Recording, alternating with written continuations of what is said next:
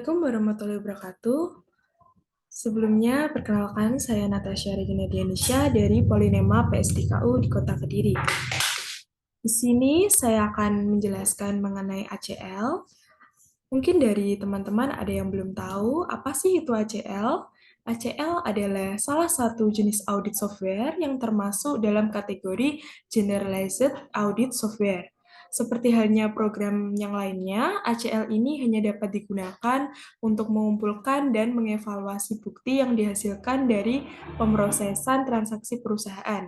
Sehingga ACL lebih cenderung digunakan untuk menilai post-transaction daripada current transaction. Oleh karena itu, ACL lebih berorientasi pada pendekatan auditing around the computer dibanding dengan auditing through the computer. Namun demikian, ACL memiliki manfaat yang cukup besar dalam membantu pelaksanaan tugas auditor. ACL for Windows secara khusus dirancang untuk menganalisis data dan menghasilkan audit report bagi pemakai non-teknikal hingga pemakai expert. Dengan ACL, auditor akan menghemat waktu, tenaga, dan biaya dalam pelaksanaan audit di lapangan. Volume data yang akan dianalisis menjadi lebih besar dan hasil pengolahan data relatif menjadi lebih akurat. Dengan memanfaatkan fitur ACL yang powerful, auditor akan lebih efisien dan percaya diri di dalam melakukan analisis terhadap data yang diperoleh dari database klien tersebut.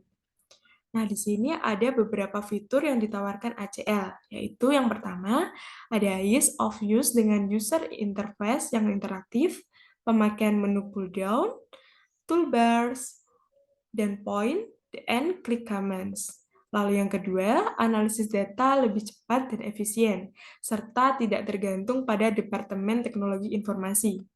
Yang ketiga, mampu membaca data atau file dari berbagai tipe program aplikasi database unlimited file size capability. Yang keempat, kemampuan untuk mengakses file yang berkapasitas besar. Lalu yang kelima, menghasilkan laporan yang easy to understand. Dan yang terakhir, mengidentifikasi isu-isu pengendalian dan kepatuhan terhadap standar. Nah, di sini saya akan mencoba, yaitu beberapa fitur. Yang pertama ada profiling, lalu identification, duplicate, and gaps. Nah, di sini buat teman-teman yang belum mempunyai aplikasi ACL, bisa mendownload aplikasi ACL terlebih dahulu ya. Karena saya sudah mendownload, langsung saja kita buka aplikasi ACL. Yang pertama, kita akan membuat project baru. Kita klik Create a New Project. Lalu kita akan menamai filenya. Misalkan chapter 1 underscore Natasha. Lalu kita save. Nah, di sini akan muncul data definition wizard-nya. Lalu kita klik next. Kita klik next lagi. Nah, misalkan kita akan menginput data aptrans.dbf. Setelah itu kita klik next lagi. Dan kita klik finish. Di sini kita akan menamai file yang akan ada di chapter 1 nanti. Misalkan kita namai ap_trans_1.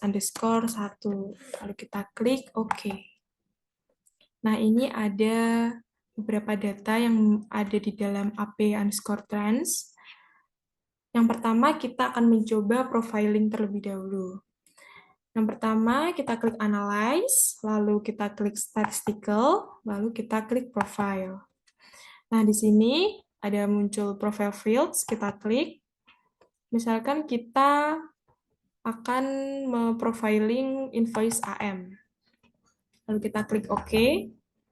Kita klik OK lagi. Nah, di sini akan muncul profiling tersebut. Profiling di sini akan menghasilkan ringkasan atas statistik data numerik. Informasi yang diperoleh yaitu ada total value, lalu ada absolute value, minimum, dan maksimum, di mana total value-nya senilai 278,641 sekian, dan absolute value-nya juga sama, lalu minimumnya 14,88, dan maksimumnya 56,767 Sekian. Dan di sini jumlah records-nya ada 102 records. Lalu selanjutnya, misalkan kita akan menambahkan file. Di sini kita klik file, lalu new, kita klik table. Nah, di sini muncul lagi data definition wizard-nya. Kita klik next. Kita akan menginput data AR underscore trans DPF. Kalau kita klik next lagi, dan finish. Nah, kita namai AR underscore trans underscore 1. Kita klik OK. Ini ada beberapa data yang terdapat di AR underscore trans tadi. Pertama, kita akan sequence dulu. Langkah-langkahnya yaitu yang pertama kita klik Analyze, lalu Examine Sequence, kita klik Sequence On. Di sini misalkan kita pilih Amount, lalu kita klik OK. Nah, setelah itu kita klik OK lagi. Nah, di sini akan muncul amount-nya saja, di mana ada record number-nya seperti berikut dan ada amount-nya seperti berikut. Di sini dengan total records-nya sejumlah 772 records. Sequence error limit of 10 reach, lalu 10 sequence errors detected. Nah, selanjutnya kita akan mencoba menduplikat dokumen AR Trans ini. Kita klik Analyze, lalu kita cari Look for Duplicates. Nah, di sini kita akan menduplikat misalkan amount.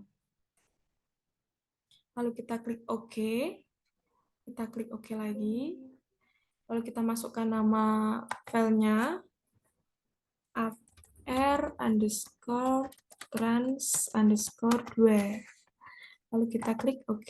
Nah, di sini akan menduplikasi amount yang ada di AR trans 1 tadi. Lalu kita ke gaps. Nah, di sini kita klik AR trans 1 tadi, lalu kita klik Analyze, lalu Look for Gaps. Nah, di sini kita klik Gaps On.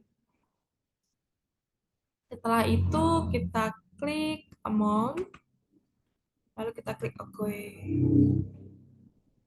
Di sini ada 665 gap range detected dan 912547 missing items. Gaps found between, di mana gap start eksklusif ini dimulai dari minus 3,582 dan gap end-nya dimulai dari minus 2,192.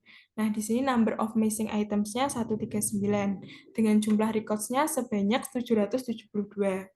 Nah, duplicate dan gaps tadi itu digunakan untuk menemukan ketidakakuratan data, di mana dengan menjalankan perintah sequence, lalu duplicate dan gaps. Sequence tadi dipakai untuk mengetahui bahwa data tersusun secara urut berdasarkan level tertentu. Nah, seperti itu, teman-teman. Mungkin hanya itu saja yang saya bisa sampaikan. Mohon maaf bila ada salah kata. Semoga apa yang saya sampaikan tadi bisa bermanfaat untuk teman-teman semua. Sekian, terima kasih. Wassalamualaikum warahmatullahi wabarakatuh.